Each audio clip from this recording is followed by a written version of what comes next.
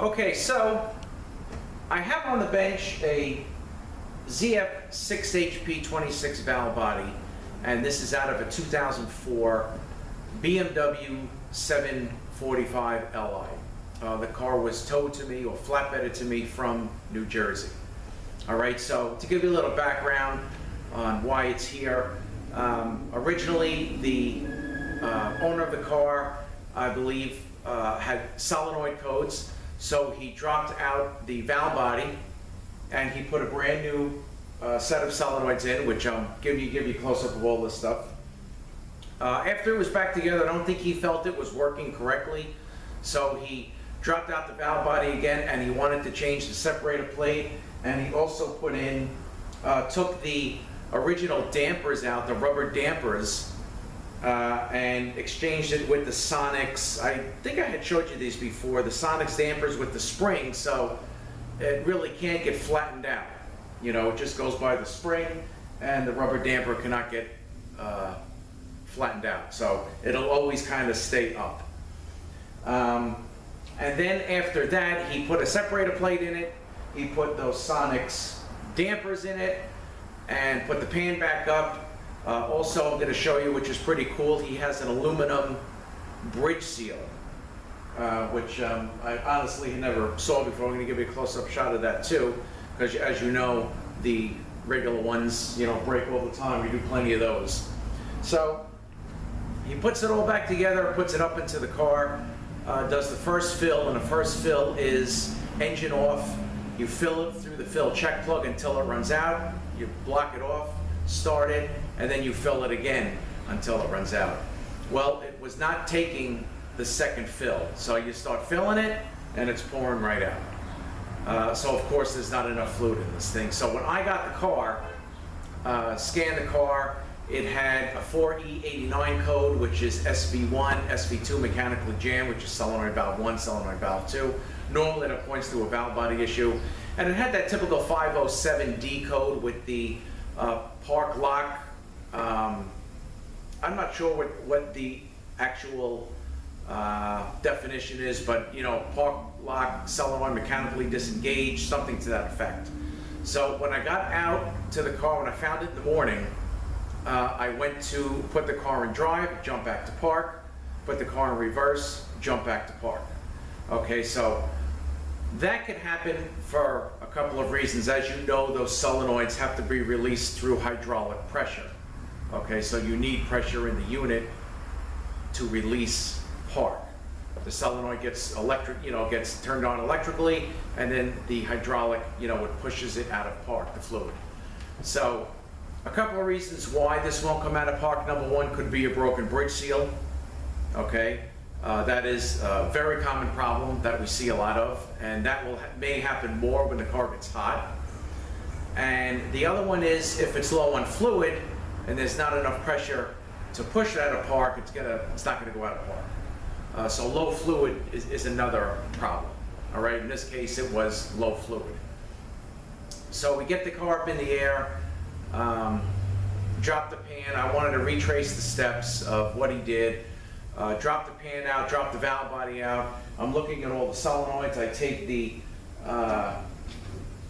computer off, the mechatronic off, and I'm just kind of looking around, and solenoids all look right, as far as how they're supposed to be installed. I double check the solenoid. This is the second design park lock solenoid, so it goes in two pieces. And I check the other solenoid because on the one here, when you take that solenoid out, you have the valve, the spring, and kind of like, I don't know, maybe like a bushing or something that goes over it, and usually when you take it out, it flies out. You don't know which way it goes in. So I made sure all that was correct and all that was correct. Then with the valve body together, I'm looking around the valve body. I'm kind of just, seeing if I see anything out of the ordinary, and I saw something that did not look right. And that was the separator plate was kind of hanging off the valve body, not really doing anything. I've never seen that before. So I knew we were dealing with something within this valve body, and when I saw that, I'm thinking, okay, we probably have the wrong separator plate in this, and that's, I think, what's going on. So I took it all apart, and I called the customer, asked him if he had the original plate, and he did, thank God. So looking at the code on the plate, I'll give you a close-up of this too, and we got a B047, and then when I took the valve body apart, I was looked at the code on the valve body, I have a B052. So right there, we have the wrong separator plate. So we got to start with that, and I think once we get the right one in, which I have, a B047, we're going to put this back in the car, and I'm sure all is going to be well. It will come out of park. We should be able to drive this thing to see how it is shifted. All right, so I'm going to give you guys a close-up shot. I have this stuff out the valve body, but let me give you a close-up shot of this stuff. We'll put the check walls and dampers and stuff back in. I want to hold the plates up to each other so you can kind of see what's going on there. And we're going to just talk about those MV2, MV3 solenoids again real quick. And I'll show you that aluminum bridge seal. All right, so let me get a little closer and we'll get started. Okay, so let's take a look at the separator plates. Again, you got your code here, B047 or even A047 is fine. Okay, and the plate that was in there is a B052. So we definitely 100%, here's A052, have the wrong plate. So this is the correct plate, this is the incorrect plate. So we're going to put these over each other. Okay, and right here, we got this extra. Okay, so here is the plate.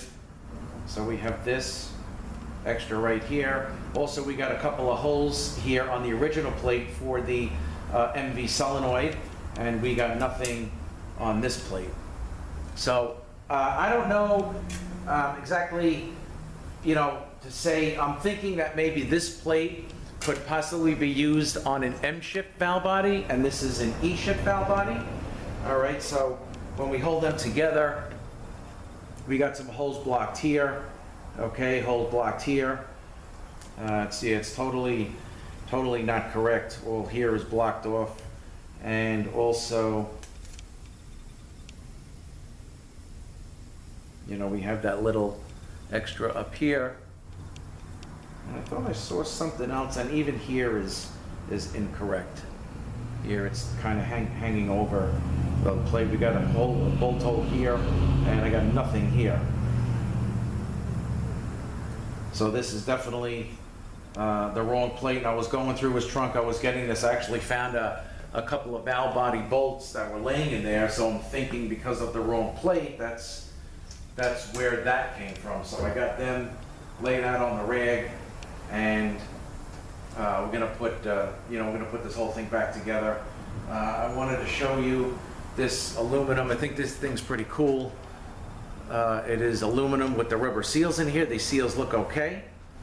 Here is an original one that breaks all the time, but this thing is pretty cool. Not sure where he got this. I'm sure it might have been maybe some kind of performance shop, but I think it was about $100 or $125 for this. But it'll save you if you're working on this thing. This thing is pretty cool. It'll certainly save in the long run if that bridge seal breaks. I had one of those bridge seals. We did one in an X5, and honestly, I think about 2 years, and it's brand new, OE stuff, and I think a couple years later, the thing broke again. But that's pretty cool, that bridge seal. Really never seen that. Okay, so here is the solenoid, now the Park solenoid, which is the MV solenoid. This updated one goes in 2 pieces. The old one, you take this out here, you slide this bracket out here, which goes onto the linkage, and then you slide the old one out, will come out as 1 piece, and the new one is going to go in 2 pieces. And then you also have the MV solenoid here, also for Park. And if you take this solenoid out, be careful, because there is, it kind of looks like this. It's maybe like a bushing, and the spring fits in here. So you just got to make and then there's the like this bushing, then there's a spring, and then there's a valve. And then you got to be careful to make sure you put that back correctly. Okay, just give me 1 second, let me grab this phone. All right, so moving on. These are the, all right, so this is your typical damper with the rubber piece in it. And these are the ones that Sonic sells with the spring. So again, the rubber, it eliminates the rubber damper, and of course it can never get crushed. So the spring is going to go in first, and then the damper will go in. They're all the same.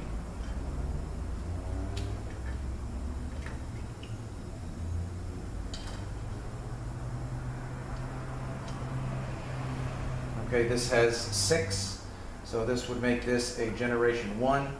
So just remember to look at the code on that plate, but you can see the code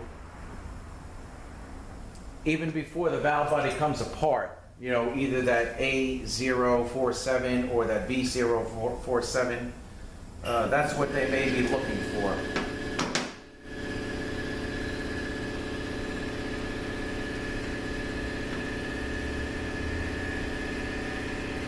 Get the spring centered, and there we go. All right, so I'm going to put these check balls and springs and filters back, and then I'll give you a shot of the locations. And again, locations do vary, so you definitely want to be careful when you're taking these out. Everything was marked, flat sanded.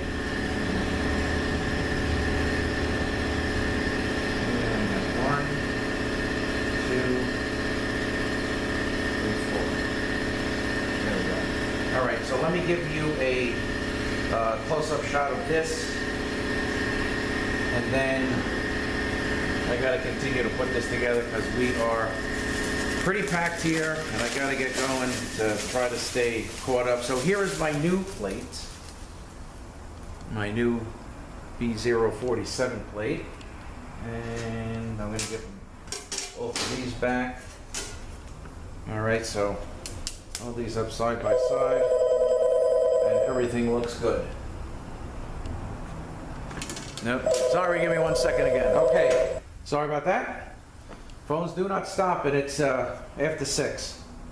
All right, so we got our new plate we're gonna put on, and this is the original one, so I think we're gonna be in good shape there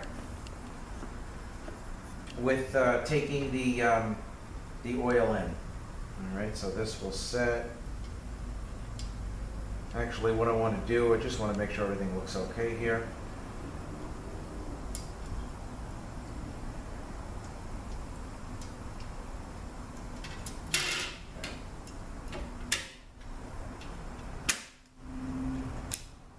All right, what I want to do, which I did not do yet, I just want to make sure that all these valves are free in both sections of the valve body, but this looks good. Yes, okay, over here. Everything looks good. Okay. All right, so I'm going to go ahead and start putting this together. So, 2004 BMW 745 Li. The problem was it was not taking the second fill of oil, meaning you start it, you fill it until it runs out. First fill, second fill, with the car running, you fill it again until it runs out. All right, I had a couple of codes, 4E89 and that 507D, and it absolutely was not taking the oil in. So we found the wrong separator plate. Okay, again, go by these numbers. Okay, you can even see the number. It kind of sticks out over here, I think, in one of the areas where you can actually see it without taking the valve body apart. Okay, but I would definitely go by that number. I'm not sure if he went by year, make, and model. I'm not sure how he came up, honestly, with the wrong plate, unless, I'm not really sure, but I'm thinking that's an M shift. Maybe they thought it was an M shift valve body. All right, so we're gonna put the right plate back. I got my Lifeguard 6 fluid coming. He already changed the pan. We got brand new bolts here for the pan. So we're gonna put that back. We're gonna put the aluminum bridge seal back. And we're gonna fill it up, reset shift adapt once again, and take it for a ride. So that's about it. I thank you guys for watching. I just wanted to share this information with you, just to be careful on these plates. And have a great day.